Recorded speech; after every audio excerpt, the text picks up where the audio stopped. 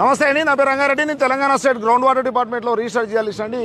చూడండి, ఈ చెట్టును మనము కోనోకార్పస్ ప్లాంట్ అంటామండి.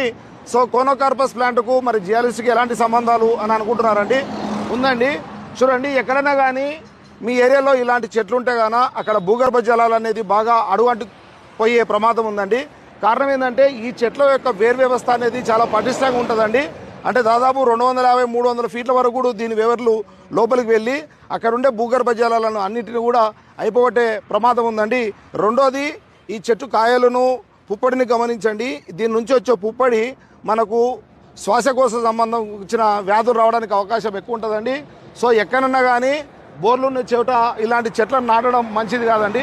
చూడండి, విరివిగా మనం ఇప్పుడు ఇక్కడ రోడ్ల సైడ్ మనం ఈ చెట్లను గమనిస్తుంటాం. కాబట్టి ఎట్టి పరిస్థితుల్లో ఇలాంటి చెట్లు మనకు బోర్ల పక్కన ఉంటే గాన వాటిని తొలగించుకోవడం మంచిదండి. Thank you.